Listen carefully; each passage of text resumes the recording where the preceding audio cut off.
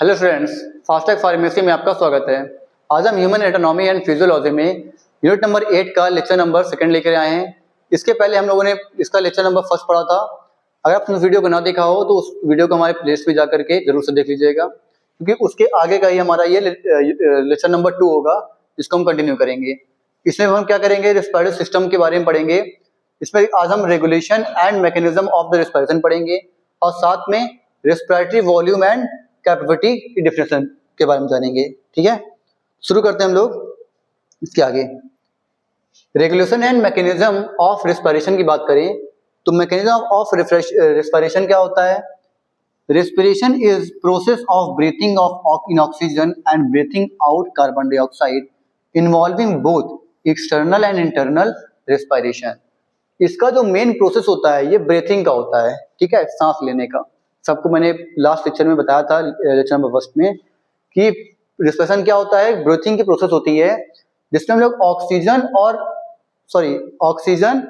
और carbon dioxide को exchange करते हैं अपनी बॉडी में।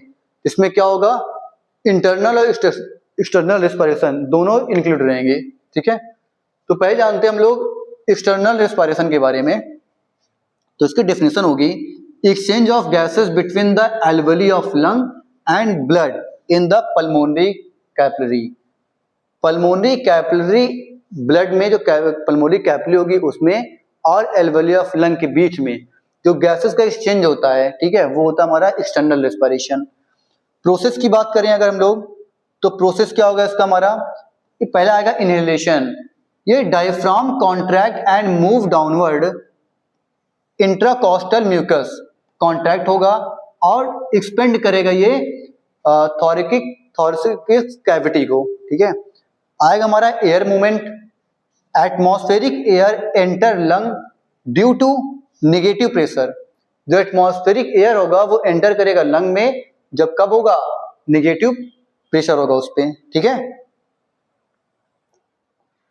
फिर गैस एक्सचेंज की बात करें तो oxygen diffuses from alveoli. Alveoli से क्या होगा, ऑक्सीजन डिफ्यूज होगा तो ये ब्लड में जाएगा। ठीक है, और CO2 डिफ्यूज फ्रॉम ब्लड तो ये एल्वेली में जाएगा। ठीक है, एक्सहेलेशन क्या होगा हमारा, एक्सहेलेशन डायफ्राम रिलैक्स होगा, थोरैकिक कैविटी वॉल्यूम डिक्रीज होगी और एयर क्या होंगे, एक्सपेल्ड होंगे, फैलेंगे। ठीक है, बी नंबर हमारा आता है इंटरनल रेस्पिरेशन। क्या आएगा हमारा, इंटरनल रेस्पिरेशन। ठीक है, इसमें क्या होगा definition, exchange of gases between the blood and tissue.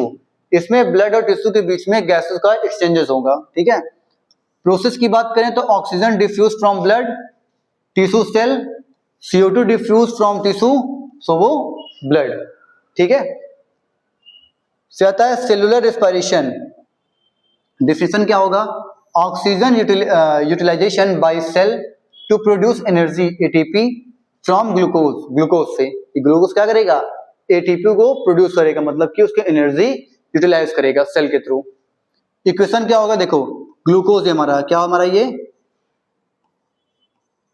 Glucose है, C6H12O6 प्लस 6O ऑक्सीजन, तो क्या जब इसको मिलाएंगे तो क्या बनेगा, 6CO2 carbon dioxide plus water 6H2O plus energy ATP ये रिलीज करेगा। ठीक है, ये इसका इक्वेशन है। फिर आते हैं रेगुलेशन ऑफ रेस्पिरेशन की बात करें तो respiration is regulated by neural and chemical mechanism to meet the body's oxygen demand. क्यों इसको नीड क्या होती है, meet the body oxygen demand. जो बॉडी को ऑक्सीजन की डिमांड होगी उसको मीट कराएगा, किसके थ्रू, रेस्पिरेशन के रेगुलेट करेगा न्यूरल एंड केमिकल मैकेनिज्म के थ्रू। ठीक है, फिर आता है पहले हमारे इसमें न्यूरल रेगुलेशन क्या होता है, रेस्पिरेटरी सिस्टम, इसको बोलते हैं medulla oblongata and pons. Medulla oblongata control rhythms of breathing, breathing के रिदम्स को कंट्रोल करेगा। Dorsal respiratory group DRG control inhalation, inhalation को कंट्रोल करेगा। Ventral respiratory group VRG control करेगा या फोर्स एक्सहेलेशन को, जो एक्सहेलेशन होगा फोर्स करेंगे उसको कंट्रोल करेगा। ठीक है, इसमें आता है पोन। पोन क्या होता है, फाइन ट्यून रिदम होता है ये। ठीक है, एप्टूस्टिक सेंटर होता है जो स्टिमुलेट करेगा इनहेलेशन को, पेनोमोटेक्सिक सेंटर होता है जो इनहिबिट करेगा इनहेलेशन को और रेगुलेट करेगा रेट को, मतलब कि ब्रीथिंग रेट्स को, ठीक है। इसका मैकेनिज्म क्या होता है, सिग्नल सेंट वाया फेर्निक नर्व्स जो कि डायफ्राम होता है, एंड इंट्राकॉस्टल नर्व्स जो कि इंट्राकॉस्टल मसल्स होती हैं, ठीक है। अब आता है केमिकल रेगुलेशंस में क्या होता है, कीमो रिसेप्टर डिटेक्ट करेगा चेंज इन ब्लड गैस को जो कि CO2, O2 और पीएच के फॉर्म में आते हैं, ठीक है।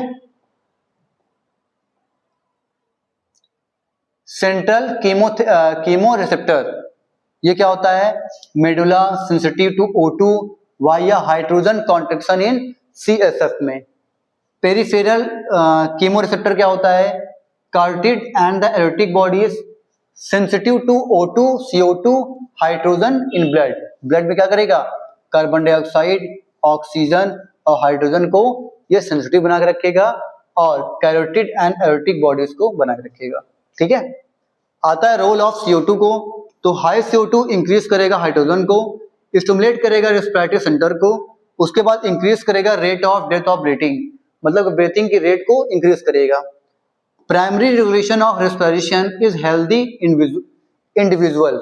क्या होगा, हेल्दी इंडिविजुअल में जो प्राइमरी रेगुलेटर होता है रेस्पिरेशन का, उसको क्या करेगा, प्रोड्यूस करेगा। रोल ऑफ O2 की बात करें तो लो O2 तो क्या होगा, हाइपोक्सिया हो जाएगा, इसको बोलते हैं हाइपोक्सिया बोलते हैं सॉरी। पेरिफेरल कीमो रिसेप्टर उसके बाद स्टिमुलेट करेगा ये ब्रीथिंग को, ठीक है। रोल ऑफ पीएच की बात करते हैं तो लो पीएच जिसको बोलते हैं एसिडोसिस स्टिमुलेट करेगा ये रेस्पिरेशन को, हाई पीएच एल्कोलिसिस जो डिक्रीज करेगा ये रेस्पिरेशन को, ठीक है। कुछ अदर फैक्टर होते हैं जो इन्फ्लुएंस करते हैं रेस्पिरेशन को, ठीक है। कौन से होंगे वो, पहला होगा voluntary control, cerebral cortex can modify breathing, जैसे होल्ड करेगा ये ब्रेथ को, ठीक है। रिफ्लेक्स कफिंग और स्नीजिंग को, एक्सरसाइज इंक्रीज करता है rate and depth due to higher CO2 and metabolic demand को। Emotions fear anxiety can alter breathing, क्या करेगा ये, अल्टर ब्रीथिंग कर सकता है एंजाइटी और फियर्स में, ठीक है, कौन, इमोशंस, ओके। फिर आता है respiratory volume and the capacity की डिफिनेशन की बात करते हैं, ठीक है। तो रेस्पिरेटरी वॉल्यूम क्या होता है हमारा,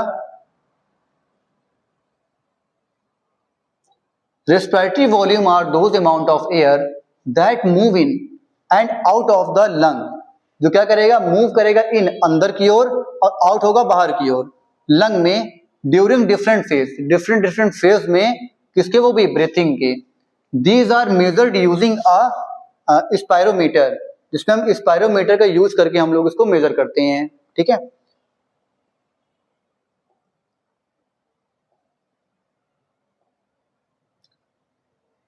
इसमें हमें कुछ दिया गया है, इसमें देखिए वॉल्यूम डिफिनेशन और अप्रॉक्स वैल्यू दी गई है एडल्ट में। तो टिडल वॉल्यूम टीवी होता है कि the volume of the air inhaled and exhale in the normal quite breathing, normal quite breathing में ये एक्सहेल और इनहेल करता है वॉल्यूम को, जो कितना होता है, अप्रॉक्स 500 ml होता है, ठीक है। इंस्पिरेशन रिजर्व वॉल्यूम में IRV में the extra volume of air that can be inhaled forcefully after a normal inhalation, और आफ्टर इनहेलेशन के बाद ये क्या करेगा, जो एक्स्ट्रा वॉल्यूम होगा एयर का उसको क्या कर सकता है, इनहेल कर सकता है फोर्सफुली, ठीक है, जो कि 3000 ml होता है ये। एक्सपेक्टरी रिजर्व वॉल्यूम ERV होता है the extra volume of air that can be forcefully inhaled exhaled after the normal exhale. वो क्या कर रहा था, इसमें इनहेल कर रहा था, ठीक है, ये क्या करेगा, एक्सहेल करेगा, बाहर निकालेगा, कितना, वो भी 1200 ml, ठीक है। उसके बाद रेसिड्यूल वॉल्यूम RV बोलते हैं the volume of air remaining in the lung, lung बचा हुआ होता है आफ्टर द फोर्सफुली एक्सहेल, बाहर निकलने के बाद ये प्रिवेंट करता है लंग कोलैप्स को, कितना, वो भी 1200 ml तक, ठीक है। सेकेंड आता है रेस्पिरेटरी कैपेसिटी की बात करते हैं। तो respiratory capacity are combination of 2 और मोर रेस्पिरेटरी वॉल्यूम दो या दो से ज्यादा जो रेस्पिरेटरी वॉल्यूम होता है उनके कॉम्बिनेशन क्या करता है, उसकी कैपेसिटी को रेस्पिरेटरी कैपेसिटी होती है वो, ठीक है। They give an overall idea of lung function, ये एक आइडिया देता है कि लंग को फंक्शन कैसे करना है, वर्क कैसे करना है। तो उसकी कैपेसिटी दी गई है, डेफिनेशन दिया गया है। तो पहले से कैपेसिटी दिया गया है, inspiratory capacity IC, maximum air that can be inhaled after a normal acceleration. Normal exhalation के बाद ये जो मैक्सिमम एयर होगी उसको क्या करेगा, इनहेल कर सकता है, ठीक है। IC equal TV plus IRV, ये कितना होता है, 3500 ml तक होता है। Functional residual capacity FRC, volume of air remaining in lung, जो एयर की वॉल्यूम होती है वो लंग में जो रिमेन होता है आफ्टर नॉर्मल एक्सलेशन, और नॉर्मल एक्सलेशन के बाद। FRC equal to ERV plus RV, कितना होता है ये, 2400 ml तक होती है, ठीक है। वाइटल कैपेसिटी की बात करते हैं, तो वाइटल कैपेसिटी क्या होता है, maximum air that can be exhaled after maximum inhalation. Maximum inhalation के बाद ये क्या करेगा, एक्सहेल करेगा इसको, एयर को, ठीक है। VC equal TV plus IRV plus ERV, कितना होता है, 4700 ml। टोटल लंग की कैपेसिटी कितनी होती है, total volume of air lung can hold, जितनी हमारी क्या होगी, एयर की वॉल्यूम होगा उतना लंग उसको होल्ड कर पाएगा। TLC plus equal to TV plus IRV plus ERV plus RV, कितना होता है, 5900 ml, ठीक है। ये क्या थे इसके कैपेसिटी और उसकी डेफिनेशन, कितनी किसी कैपेसिटी होती है, ठीक है। ठीक है फ्रेंड्स, ये हमारा ये यूनिट नंबर 8 का लेक्चर नंबर 2 है, ठीक है। इस लेक्चर के साथ हमारा ये यूनिट खत्म होता है। वीडियो अच्छी लगी हो तो लाइक कीजिएगा, सब्सक्राइब कीजिएगा और शेयर कीजिएगा, ठीक है फ्रेंड।